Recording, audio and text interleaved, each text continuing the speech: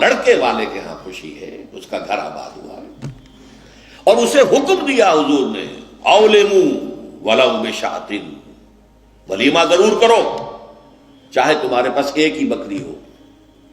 وہ ایک ہی بکری در حقیقت ان کے ہاں مفلسی کی سب سے بڑی شکل ہو سکتی تھی، لیکن بھیڑیں بکریاں پالنا تو ان کا پیشہ تھا، تو کسی کو ایک ہی بکری ہے معلوم بہت ہی غریب ہے، فرمایا اسی کو ذبح کرو، کھانا کھلاؤ اپنے دوستوں کو، اپنے احباب کو، سیلیبریٹ کرو۔ سیلیبریشن تمہارے ہاں ہونی چاہیے، مرد کے ہاں، لڑکے کے ہاں۔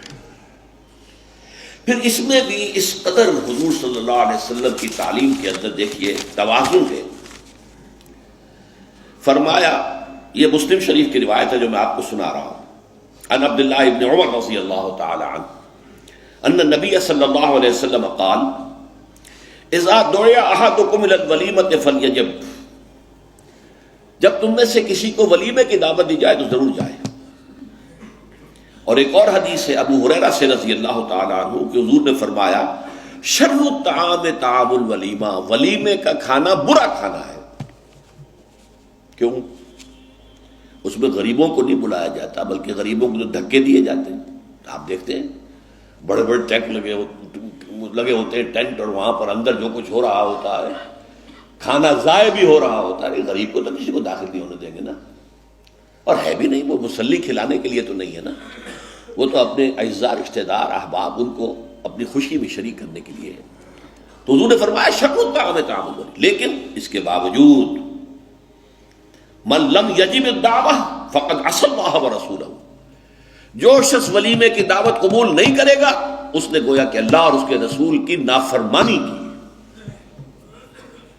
اب آپ سوچئے، جس نبی نے ہمیں اتنی تفصیل سے ہدایت دی دعوت ولیمہ کی، اگر لڑکی والوں کے ہاں کسی دعوت کے اندر کوئی خیر ہوتا ذرہ بر، تو کیا حضور ہمیں اس سے محروم رکھتے ہیں صلی اللہ علیہ وسلم؟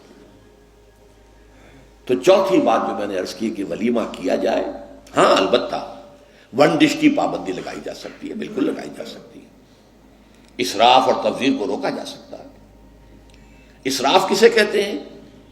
اسراف کہتے ہیں ضرورت کی جگہ پر ضرورت سے زائد خرچ کرنا۔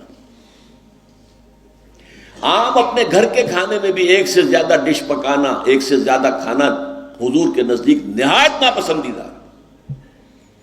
ضرورت ہے پیٹ بھرنے کی، ایک سالن روٹی سے بھی ہو جاتا ہے، آپ نے 4 4 5 5 پکا رکھے، یہ اسراف ہے۔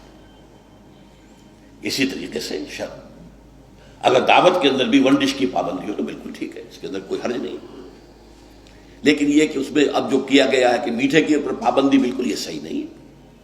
میٹھا حضور کو بہت مرغوب تھا، پسند تھا، تو اس میں یہ کہ ایک ڈش میٹھے کی، یہ نہیں کہ 3 3 4 4 ڈشیں ہیں، دال کا حلوہ بھی ہے، گاجر کا حلوہ بھی ہے، اور فلاں بھی ہے، اور فلاں بھی ہے، اور پھر کھیر بھی ہے۔ لہذا ولیمے کی اجازت ہونی چاہیے، اور ظاہر بات ہے کہ ہر شخص اپنی سطح کے مطابق کرے گا، اور وہ آدمی بھی بلائے گا، جو کم ہی بلا سکتا ہے وہ کم بلائے گا، جو زیادہ بلا سکتا ہے زیادہ بلائے گا۔ اس کے اوپر بھی کوئی خاص پابندی لگانے کی ضرورت نہیں ہے، لیکن ظاہر بات ہے جو میں نے ایک بات کی ہے، اس سے شادی بیاہ کے اخراجات کا ایک حصہ تو بالکل ختم ہو گیا نا، لڑکی والوں کی طرف سے تو زیرو ہو گئے، نہ کوئی سیلیبریشن، نہ کوئی دعوت، نہ کوئی خیمے لگانے کی ضرورت، نہ کچھ اور ریسیپشن، کچھ نہیں، کیسے بالکل زیرو۔ لڑکے والے جو ہیں دعوت ولیمہ، اور اس کے اندر ظاہر بات ہے کہ اپنے ساتھیوں کو، دوستوں کو، اعزاء کو، اقارب کو جس حد تک بھی اس کے لیے ممکن ہے۔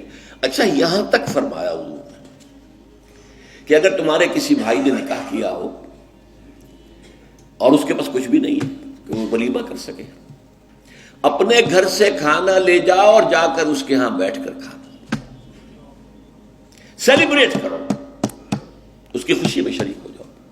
یہ کس قدر فطری تعلیمات ہیں، غور کیجیے۔